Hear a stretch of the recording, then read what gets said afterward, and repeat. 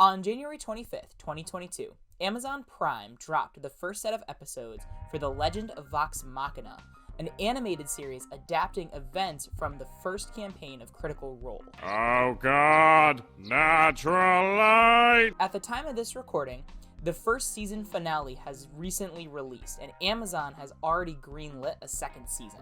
And also, as of this recording, the series is a 100% rating on Rotten Tomatoes. So after we gave such praise to Tal'Dorei Reborn, the next question is, what are our thoughts on this new animated series? Spoiler alert, we loved it. Hi, I'm John from Incendium D&D, and today we're reviewing The Legend of Vox Machina from Amazon Prime.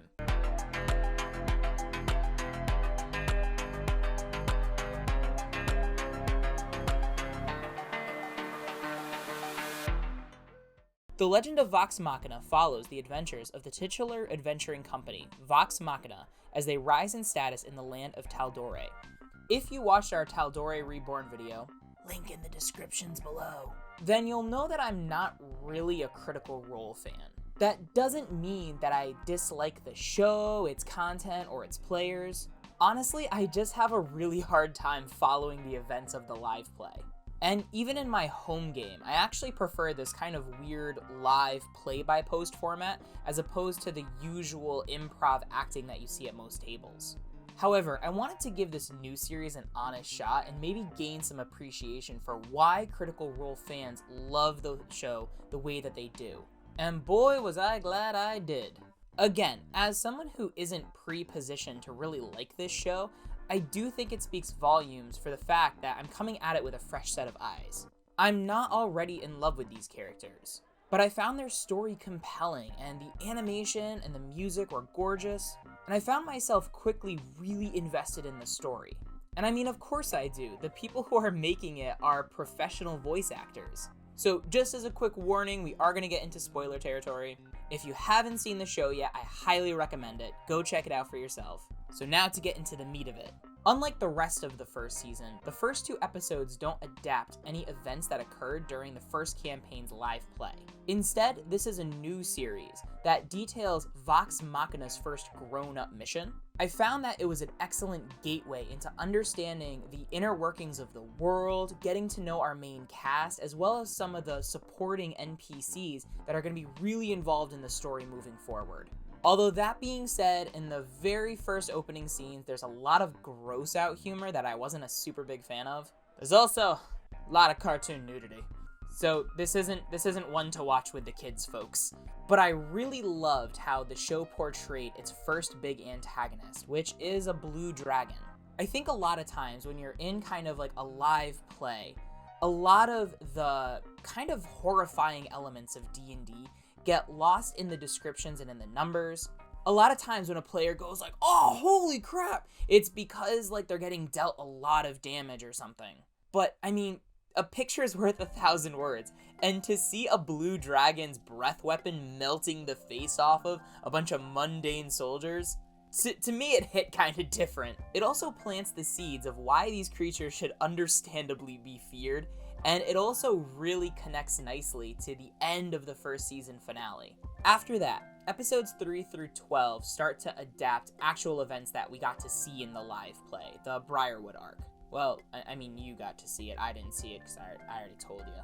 Now, that being said, again, I really did try to listen to Critical Role. I think I got 3.5 episodes into campaign 1, and I just remember thinking that I kind of like these characters. They seem pretty, standard, and while I got the rest of the characters in the party, there was something about having a random gunslinger that felt a little disjointed, which I mean, for a regular D&D play, that's not anything out of the ordinary. But when it came to telling a cohesive narrative, listening to the live play, Percy as a character always felt a little out of place. You have an archer, you have a barbarian with an axe, and then a random guy with a gun. But one thing I did really like about this animated series is he felt like a natural part of not only the party's dynamics, but also his specific weapons fit into the world. I think there's something about seeing the visual, seeing the animation that hit differently than just listening to everybody have fun. But again, that's the benefit of hindsight, and more importantly, editing.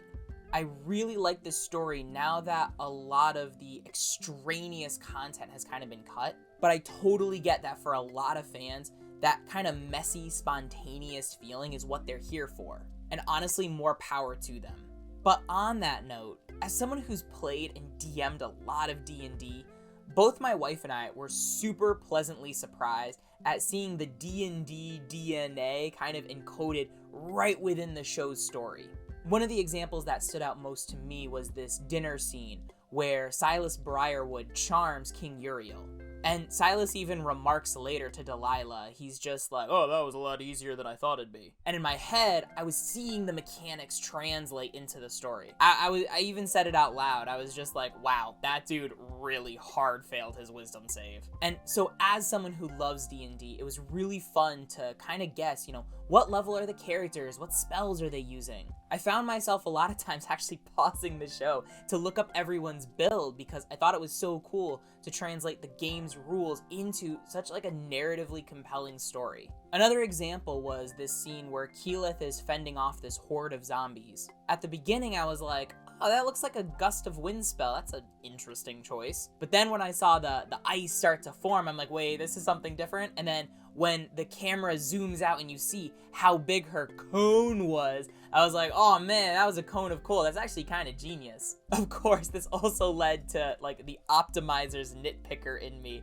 starting to just like ask a bunch of questions. Like one of the major plot points of the show is that Pike, who is like their dedicated healer. So what does the party do when the healer goes off on her own side quest? And here I am being like, Scanlan and Keyleth are a bard and a druid respectively. And even Vex is a ranger. Rangers get cure wounds and good berries. Vex, where are your good berries?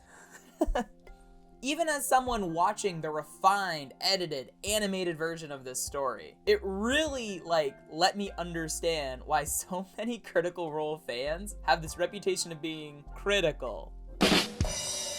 But overall, I really, really loved this series. I'm super excited for Campaign 2. I'm really excited to see what Season 2 has to offer. So now I want to know your thoughts. Are you a fan of Critical Role? Did you like this adaptation? Or even if you're like me and you're not a big fan of kind of the live play format, what did you think about the story and the characters? Let us know in the comments down below. Remember to like, subscribe, ring that notification bell, and have an awesome day. Bye-bye now.